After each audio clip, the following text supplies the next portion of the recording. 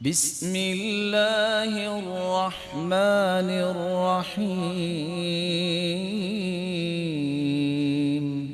رسول اللہ صلی اللہ علیہ وآلہ وسلم نے یکم محرم 7ویں ہجری کو مختلف بادشاہوں اور امراء کے نام خطوط روانہ کیے۔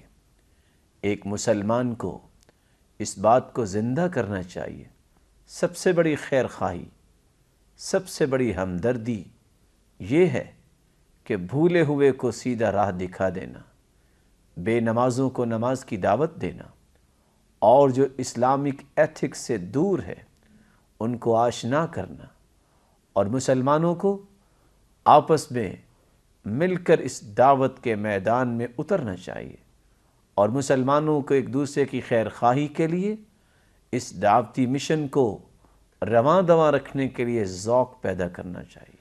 آج ایک ذمہ داری ہے مسلمان کی، جس طرح رسول اللہ صلی اللہ علیہ وآلہ وسلم نے مختلف بادشاہوں اور امراء کو خطوط روانہ کیے، آج ایک مسلمان جس حیثیت سے بھی ہے، اگر وہ بڑی حیثیت میں ہے تو اسلام کی خوبصورت پیغامات اپنے ہم منصب کو پہنچائے، اگر انسان چھوٹی حیثیت میں ہے تو اپنے ماحول کے اندر خوبصورت پیغامات کو عام کرنے کے لیے اپنے آپ کو تیار کرے۔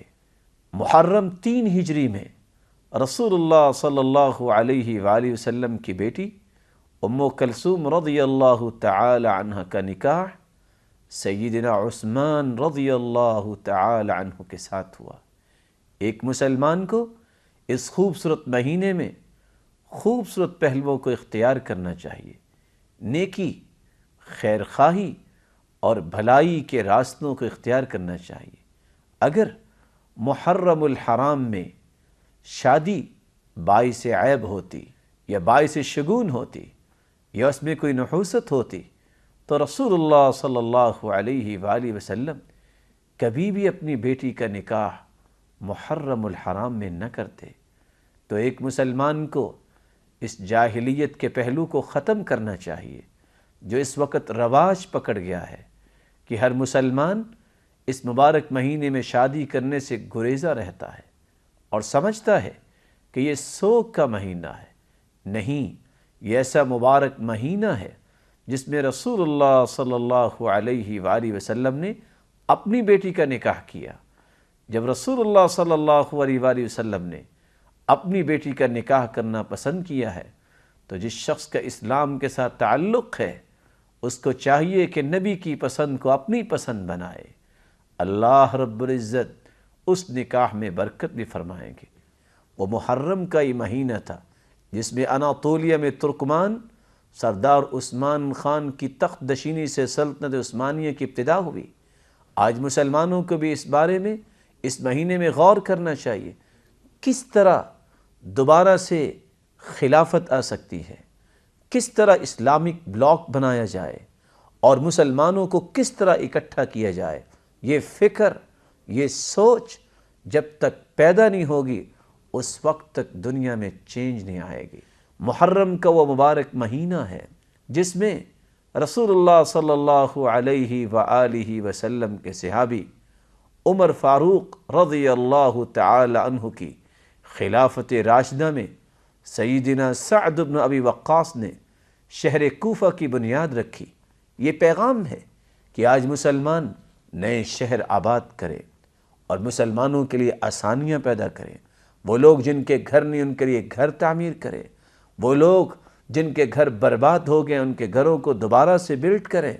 رسول اللہ صلی اللہ علیہ وآلہ وسلم نے جو صحابہ کو سکھایا، صحابہ کرام نے اسی نقشے کو آگے چلانا پسند کیا۔ یہ وہی محرم کا مہینہ ہے جس میں شرف الدولہ بویہی کے دور میں بغداد میں دنیا کی سب سے بڑی رصدگاہ تعمیر ہوئی۔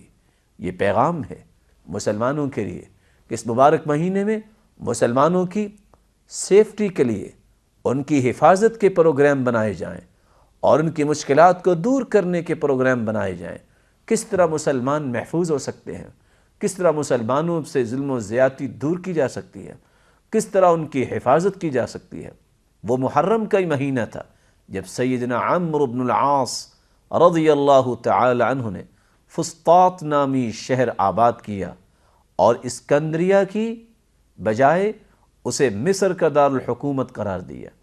آج یہ پیغام ہے کہ ہم سب بھی اسکل تو ہے، برین تو ہے مسلمانوں کے پاس، اس کو استعمال کریں۔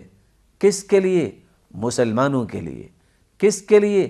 اسلام کی سربلندی کے لیے۔ اور یاد کریں وہ محرم کا ہی مہینہ تھا جس میں نبی کریم صلی اللہ علیہ وآلہ وسلم نے زکوٰۃ کی وصولی کے لیے عمال روانہ کیے تھے۔ اس مہینے میں جوڈیشری، عدالت جس کو مضبوط ہونا چاہیے، اور عدل و انصاف اللہ کی نعمت ہے جس قوم کو نصیب ہو جائے، اور جوڈیشری اور عدالت کو اس بات کی طرف توجہ دینی چاہیے کہ کس طرح لوگوں نے ظلم کر کر کے مسلمانوں کے مال کو لوٹا، ان سے کڑا احتساب کر کے مسلمانوں کی خزانوں کو دوبارہ بھریں، مسلمانوں کے لیے رخا، خیرخواہی، آسانی کو عام کرنے کے لیے زکوٰۃ کے سسٹم کو مضبوط بنائیں، شرعی بیت المال کو از نو ترتیب دیں اور اس کو مربوط اور مضبوط بنائیں تاکہ لوگوں کی بروقت ضروریات کو پورا کیا جا سکے۔ مسلمانوں کو یاد ہونا چاہیے یہی وہ محرم کا مہینہ ہے جس میں ملک پاکستان کے اندر بھی لاہور کے اندر دوسری اسلامی سربراہی کانفرنس منعقد ہوئی۔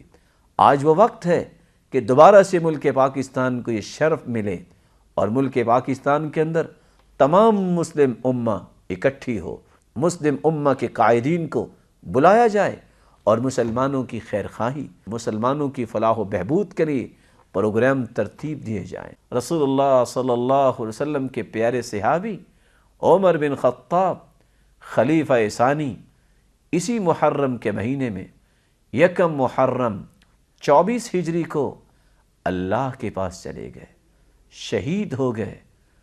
اللہ رب العزت نے ایسا ہی لکھا تھا، لیکن صحابہ کرام نے ان کی شہادت پہ کوئی نوحہ نہیں کیا، کوئی بین نہیں کیا، کیونکہ انہوں نے اللہ کے رسول سے سیکھا ہی نہیں تھا۔